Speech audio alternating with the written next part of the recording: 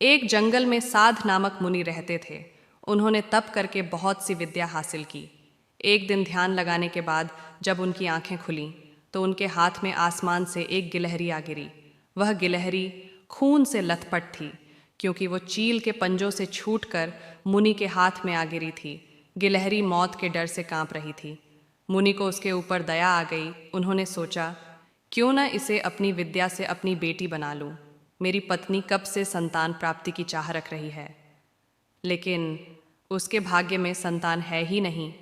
अब यह बात बताकर उसे दुखी करने की जगह कुछ साल इस गिलहरी को ही बेटी बनाकर उसे सौंप देता हूँ। इतना सोचते ही मुनि ने एक मंत्र पढ़कर गिलहरी को एक छोटी सी बच्ची बना दिया। वो उस गिलहरी को बच्ची बनाने के बाद गोद में उठाकर अपनी पत्नी के पास लेकर आए। उन्होंने कहा, लो, अब इसे अपनी बेटी मानकर ही पालना। सोच लो, भगवान ने तुम्हारी सुन ली है। मुनि की पत्नी छोटी बच्ची देखकर खुश हो गई। अब गिलहरी से बच्ची बनी लड़की मुनि के घर में बड़े लाड़ प्यार से पलने लगी। मुनि की पत्नी ने कुछ दिनों के बाद बच्ची का नाम वेदांता रखा। मुनि और मुनि की पत्नी दोनों ने बड़े प्यार से वेदांता को पाला। मुनि को बहुत खुशी थी कि उसकी पत्नी को अपनी ममता लुटाने के लिए एक बेटी मिल गई। कुछ समय के बाद उसकी परवरिश में मुनि भूल ही गए कि वो एक गिलहरी है। वेदांता को मुनि ने अच्छी पढ़ाई लिखाई करवाई। देखते ही देखते वेदांता 16 साल की हो गई। अब मुनि की पत्नी को अपनी सुंदर बेटी की शादी करवाने की चिंता होने लगी। उन्होंने यह बात मुनि से की। अपनी बेटी की तरफ देखते हुए मुनि को भी लगा कि इसका अब विवाह हो जाना चाहिए। मुनि ने अपनी पत्नी से कहा कि तुम चिंता मत करो, मैं इसके लिए योग्य वर ढूंढ लूँगा। मुनि को लगा कि मेरी बेटी बहुत सुंदर है और उसकी शिक्षा दीक्षा भी अच्छी हुई है। इसीलिए उन्होंने अपनी सिद्धि से सूर्यदेव को पुकारा। सूर्यदेव ने मुनि को प्रणाम करके बुलाने की वजह पूछी। तब मुनि ने कहा, मेरी बेटी विवाह के योग्य हो गई है।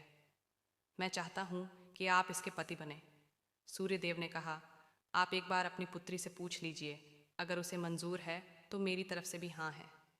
तब वेदांता बोली, पिताजी, यह बहुत गर्म है, मैं इनके पास नहीं जा पाऊंगी और ना ही इन्हें देख पाऊंगी। मुनि ने वेदांता से कहा, कोई बात नहीं, हम दूसरा वर देख लेंगे। तभी सूर्यदेव ने कहा, हे मुनिवर, मुझसे श्रेष्ठ बादल है, आप उनसे बात कीजिए, वह मेरे प्रकाश को भी ढक देते हैं। मुनि ने अब बादल को याद किया। बादल गरजते हुए मुनि के पास पहुंचे और उन्हें नमस्कार किया। इस बार मुनि ने सीधे वेदांता से पूछा, क्या तुम्हें यह वर पसंद है? वेदांता ने जवाब दिया, पिताजी, मेरा रंग गोरा है और इनका काला, हमारी जोड़ी अच्छी नहीं लगेगी। तब बादल ने मुनि से कहा, आप पवन देव को बुलाइए, वे मुझसे श्रेष्ठ हैं, उनमें मुझे उड़ाकर इधर से उधर ले जाने की ताकत है। अब मुनि ने पवन देव का स्मरण किया। पवन देव के आते ही मुनि ने अपनी बेटी से पूछा, क्या आपको यह वर पसंद है?